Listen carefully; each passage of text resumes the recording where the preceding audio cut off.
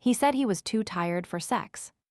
But his fitness tracker said he burned 98 calories at 2:47 a.m. with an average heart rate of 139. So unless he's sleepwalking marathons or had a fight with a ghost in the laundry room, someone was getting cardio, and it wasn't me. Okay, rewind. My name's Jenna. I'm 34, I have 2 kids, 1 mortgage, and a husband who used to text me, "You up?" just to make me blush. Now he acts like physical affection is a chore on his mental to-do list, somewhere between take out trash and ignore wife. We've been married 9 years. Not perfect, not terrible. One of those we're tired but we still split the grocery bill kind of marriages. We were surviving. PTA meetings, dentist appointments, who's picking up which kid from karate. You know, American suburbia foreplay. Until 3 weeks ago. That's when the excuses started. I've got a long day tomorrow. I'm just not in the mood lately. My head's killing me, babe. The usual. At first, I let it go. Hell, I blamed myself. Thought maybe I'd been wearing too many oversized sweatshirts and talking too much about Trader Joe's seasonal dips. But it got weird. He'd come home glowing after a late-night gym sesh, but wouldn't let me hug him. Started taking showers immediately. Started locking his phone. That last one, that's when the twitch in my left eyelid activated. And the thing is, I wasn't even trying to snoop. Not at first. We synced our fitness trackers months ago, mostly because I kept forgetting mine on the charger, and he thought it'd be fun to compete on step counts. Yeah, compete. The same man who now says sex is too much energy. So one night, I'm lying in bed alone again. He's working late, allegedly building a deck for some buddy's cabin 3 towns over. I scroll through my sleep data and notice something strange. 2:47 a.m., 27 minutes of intense activity. Excuse me. Intense activity. At 2:47 in the morning. While I was sleeping next to a toddler who wet the bed at 1:00 a.m. His heart rate chart looked like a roller coaster. Peaked, leveled, spiked again. You know what that is. That's rhythm. So I text him. Working hard. He replies. Exhausted, just got home, crashing now. I stare at the screen. This man is texting me from my own damn driveway. Because I hear his key in the lock 10 seconds later. I lie there fake asleep. He tiptoes in. Still smells like sweat and body wash. And you know what my dumb heart does? It hopes. Hopes he'll kiss my cheek. Hopes he'll whisper, "Sorry, babe." Instead, he climbs in and turns his back to me. No words. No touch. The next morning, I check the tracker again. Another activity spike. Same time window. Different day. This time, I screen record it. I Google what an average male heart rate is during sex. I compare data. It matches. Too well. So now I'm not just suspicious. I'm spiraling. I dig deeper. Pull his weekly movement history. Find 3 other nights where he logs bursts of cardio with no steps recorded. Meaning, he wasn't running. He wasn't lifting. He wasn't doing HIIT. He was stationary. But active. And here's the cherry on top. On those exact nights, the same nearby device logs a matching, resting heart rate. Guess who? Our babysitter. Well, ex-babysitter. Natalie. 24, yoga teacher, lives next door. The one I recommended when our oldest was teething and I was drowning in deadlines. The one who used to call me Supermom and bring me turmeric lattes unasked. The one who told me my husband reminds her of Chris Evans. Yeah, it's her. So, what do? Call him out. Smash his watch. Burn down the yoga studio. No. Not yet. Because I don't want revenge. I want content.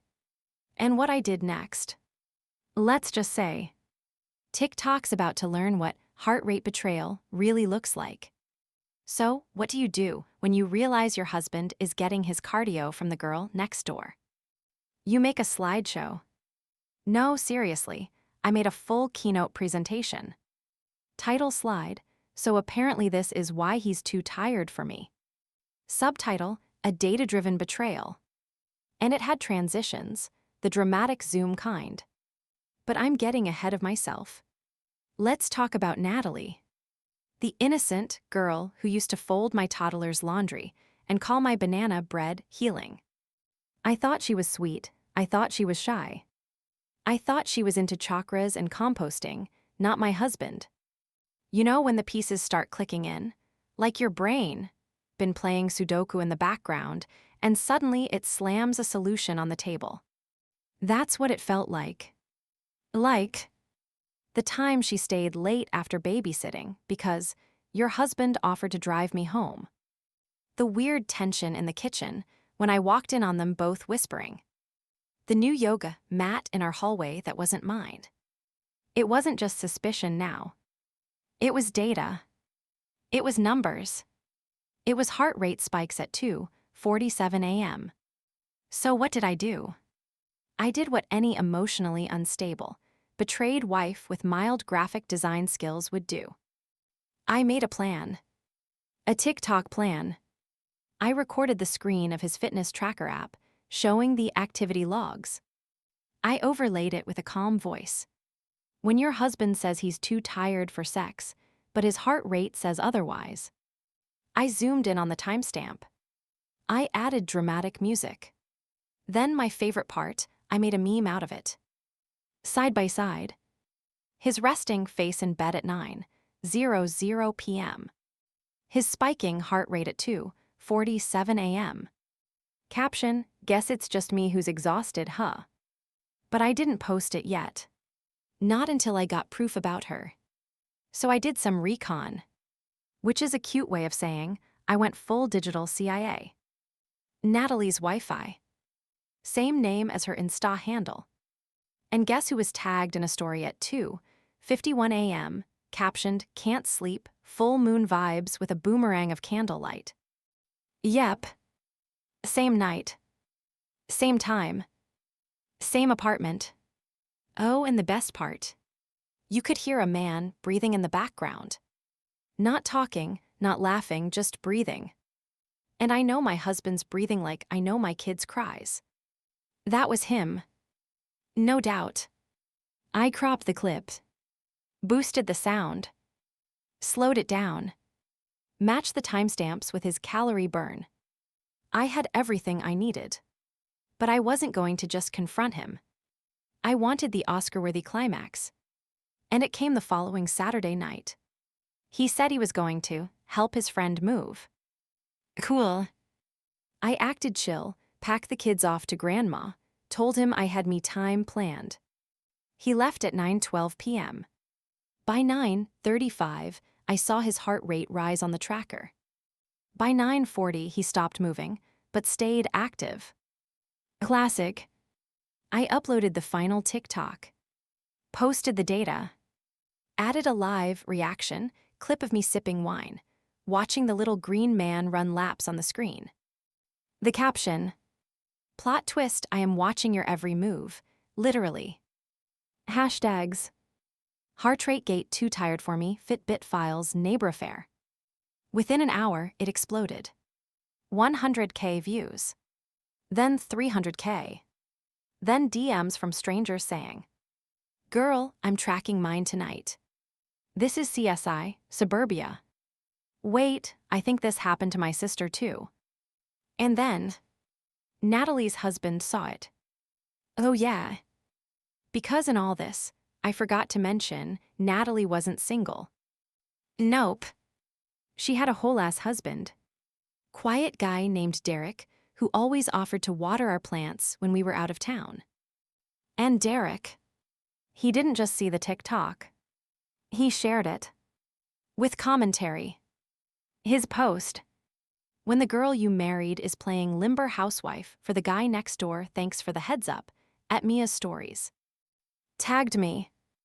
Tagged her. Tagged my husband. The neighborhood group chat imploded. I was getting Venmo'd, wine money from strangers. And I sat there, on the porch, watching my husband walk of shame back home at 1:00 a.m., face lit by the glow of his own fitness tracker. He looked at me. I looked at him. And I said, "How was your heart rate tonight?"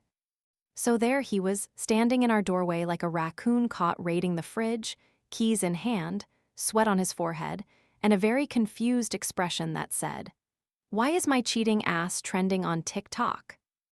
I didn't scream. I didn't cry. I didn't throw anything, although the Target vase next to me was on high alert. I just held up my phone and pressed play.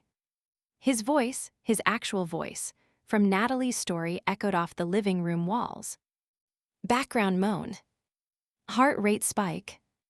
A little "I missed you" whispered in the dark. I let it play all the way through.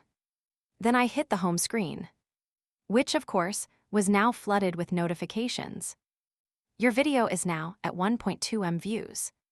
At Fitness Cheater commented on your TikTok. Derek shared your post to IG stories. He blinked. Like maybe if he waited long enough, I'd short circuit and forget the last 48 hours. Jenna, I can explain. Swear to God, these men always open with that. As if I'm the one who misunderstood the sacred cardio data of betrayal. So I said, "Cool, start with this. Why does your heart rate spike for 27 minutes every time you help move furniture with Natalie?" He stammered, said something about cross-training and stress release. I burst out laughing. Like actual wheezing laughter, the kind that makes your abs hurt and your mascara run. He said it didn't mean anything. And I said, "Oh, no worries. I've got millions of people agreeing it didn't mean anything, except your marriage is trash." He stormed off. Back to his car. Like I was the problem. Like I was the one who plotted a heart rate assassination on his genitals. Here, where it gets juicier. By morning, the TikTok hit 2.9 million views. Brands started DMing me. Fitbit commented with eyes. A therapist stitched it and said, "Infidelity is one thing, but getting caught via wearable tech, that's a new level of stupid." But wait, there's more. At 9 a.m., Derek Hero, husband of the year, messaged me. "Want to go halfsies on a banner that says 'Enjoy the sweat'? I'll hang it from her balcony." Reader, I said yes. We ordered it. Big, red, vinyl. Hung it between our two balconies, with zip ties and righteous rage. By noon, Natalie had packed a suitcase and left. No eye contact. Just a duffel bag, a rolled-up yoga mat, and one final passive-aggressive glance at my porch wine glass. My husband. Also gone. He texted a week later from his cousin's place, asking if we could talk when things calmed down. I texted back, "Sure, right after your next hit session with the babysitter." Blocked. The kids asked where Daddy went. I told them he joined a cardio cult in another city. They nodded. Didn't ask twice. They were always team mom anyway. And me. I slept. Finally. No silent resentment vibrating between us in bed. No fake apologies. No deodorant that smells like cheating. I got my playlist back. I ate dinner with 2 forks just because I could. I changed the locks. I deleted our synced fitness account. And I made a second TikTok. This one. A step-by-step tutorial. How to catch a cheater using nothing but a fitness tracker and a petty heart. It went even more viral. People started calling me the smartwatch widow. Someone even made merch. But the best part, the messages. Hundreds of them. From women. From men. From boomers who said they just bought trackers for their whole family. One DM read, "I caught my boyfriend lying about where he was last night because of you. Thank you, Detective Queen. I laughed so hard I snorted wine up my nose. But it hit me. All this, it wasn't just about me. It was a weird kind of freedom. Public, messy, loud. But mine. Let me tell you what freedom really feels like. It's not champagne in Paris. It's not yoga on a beach in Tulum. It's not even blocking your ex with a middle finger emoji. Freedom is walking into your HOA meeting in leggings, a messy bun, and a heart rate never lies sweatshirt, while your former babysitter's eviction notice is still taped to the front door of apartment 3B. But let's rewind a sec, because before we got to this point, I still had one more scene to play out. One more act. One more perfectly petty, TikTok-worthy performance to give. I'd stayed relatively quiet post-scandal. Let the internet do its thing. Let the views stack up. Let the comments rage on. He really said tired, but was burning 140 BPM in someone else's sheets. Not the babysitter being cardio equipment. Girl, drop his Apple ID next. But I was waiting. Because Natalie still hadn't posted a thing. No apology. No private message. Not even a fake wellness quote with the word growth under a selfie. Then one day she did. It was a soft launch. Just a muted photo of a candle. Caption, cleansing my space, grateful for lessons. Girl, please. You weren't cleansing anything but someone else's husband. So I posted a reply video. Just me in front of the same candle she used. Lip-syncing to that viral sound. I ain't mad, I just think it's funny. Then I held up a framed screenshot of her heart rate data, with her own name listed under nearby devices, matched to the exact timestamp of my husband's activity log.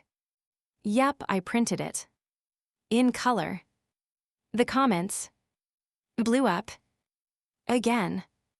And then something unexpected happened. A message popped up. From her. Natalie. Can we talk? I feel like you've made your point. Please stop. Oh, honey. That was me holding back. So I sent her a voice memo. And yes, I rehearsed it 4 times. Hey girl, hope your space is feeling real cleansed. Just letting you know, it's not about revenge anymore. It's about education, awareness, a public service campaign, and your little midnight Zumba with my husband.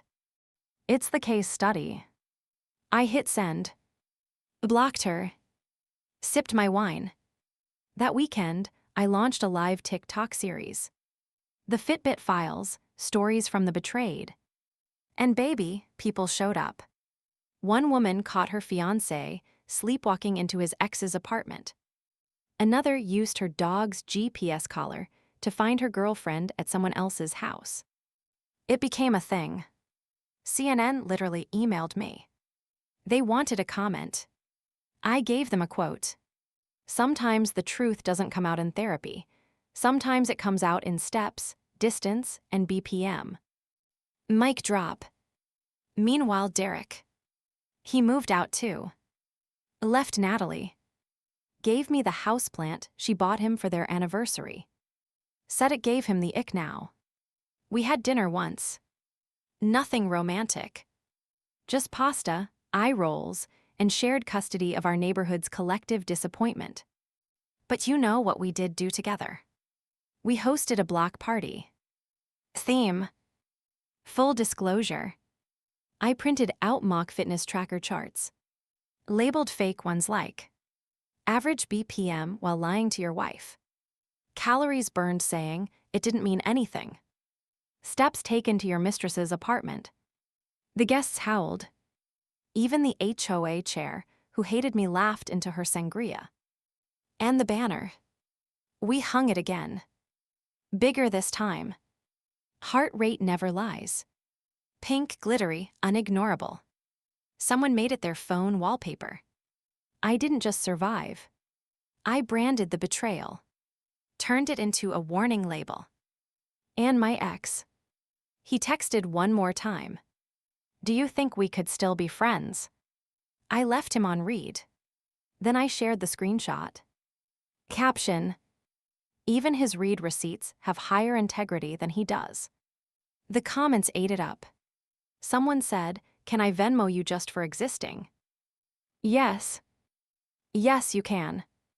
You'd think after going full TikTok vigilante, after watching my husband's betrayal go viral in real time, I'd feel vindicated, powerful, maybe even healed. But no. That night when the kids were asleep, the wine was gone and the comment notifications slowed down. I curled up on the couch with a blanket and just stared at my front door. The one he used to walk through with grocery bags and dumb jokes. Now it just felt empty, and I hated myself for missing it. Not him. Just the routine. The illusion. The rhythm of being half-loved by someone I thought was mine. It hit hardest when I opened the fridge. His favorite creamer was still there. The kind I stopped using because he liked the vanilla one better. And I stared at it like it was mocking me. You changed yourself for a man who wouldn't even give you the truth. I sat on the kitchen floor and cried. The kind of cry that makes no noise. That ugly, tight throat sobbing where the grief comes out through every pore. Because here's the thing no one talks about. Revenge goes viral.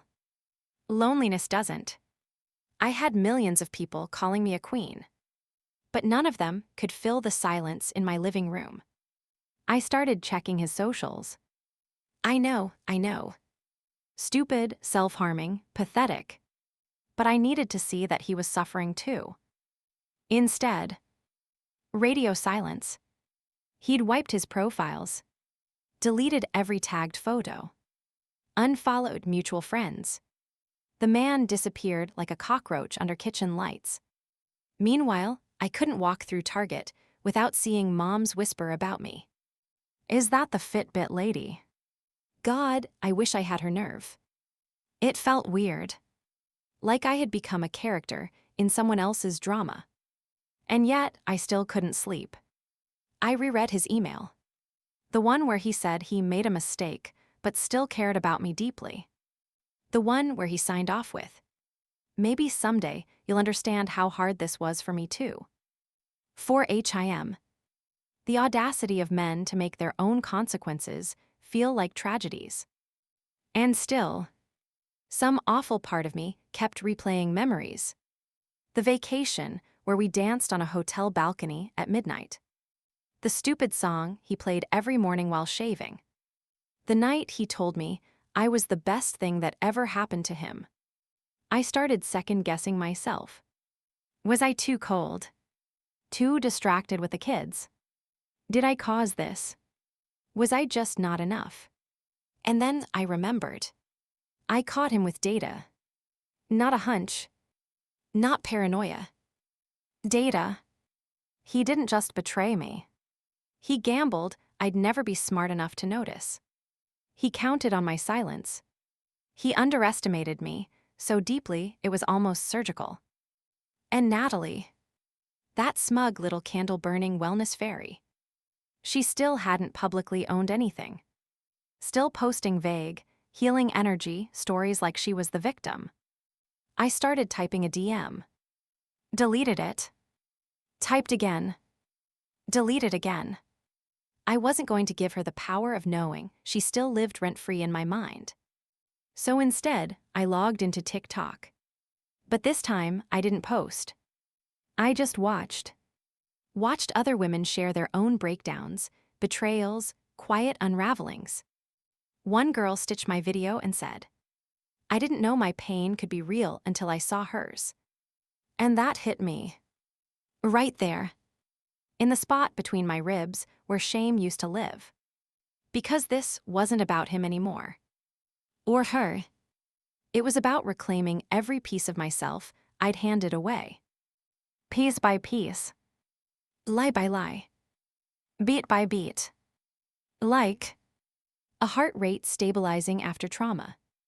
I was done crying on kitchen floors. Done checking socials for ghosts. Done asking questions I already knew the answers to. What I wasn't done with. Closure.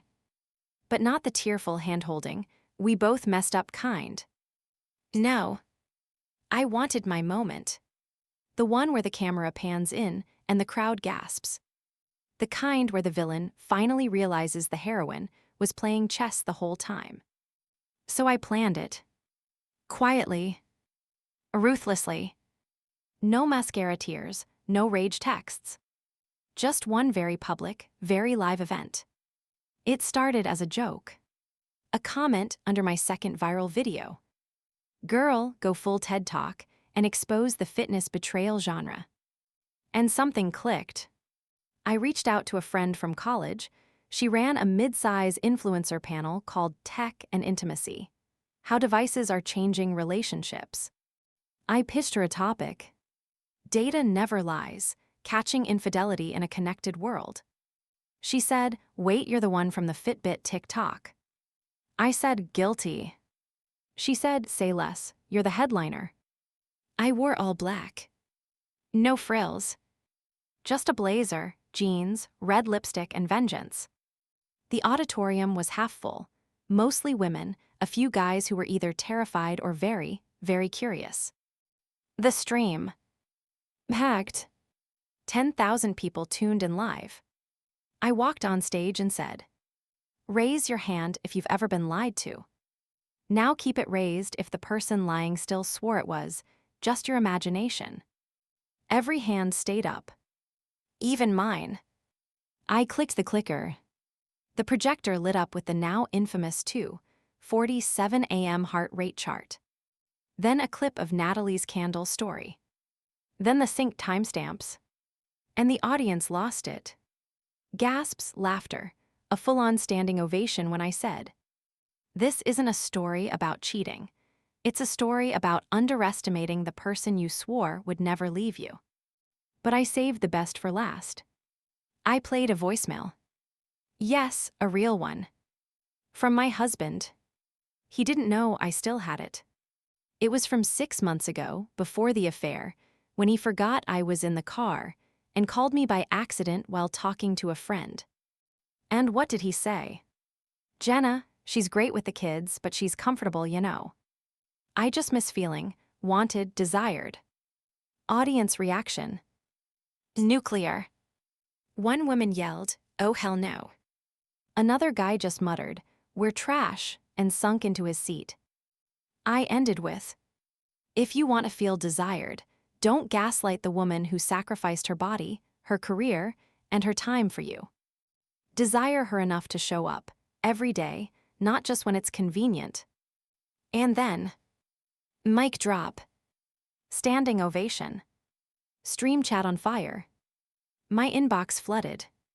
But the best part, the very next day, Natalie posted a teary accountability video. Said she'd taken space to reflect. Said she had no idea Jenna was hurting so much. Girl, you knew exactly what you were doing. Still, she ended it with, I'm stepping back from social for a while. I need to realign. Translation. The internet dragged her out of her downward dog and into reality. And my husband. He sent flowers. With a note that said, didn't realize how strong you were until I watched you speak. No return address. Just cowardice and carnations. I left them on the neighbor's porch. The one with the Ring camera. The one who definitely posted it to her stories with the caption, the woman is an icon. So here we are. Not happily ever after. But happily never again. It's been 6 weeks since the TED Talk. 3 months since the TikTok. 200-something BPMs since the night I stopped believing his headaches were real. And you know what's funny? I still check my heart rate sometimes. Not his. Not anyone else. Mine. Like I'm waiting for it to spike again, not from rage or betrayal, but just to make sure I'm still alive in here. Because after all of it, the chaos, the views, the hashtags, the gasps, the DMs from strangers who said I saved their marriages or blew up their illusions, the loudest thing I feel now is silence.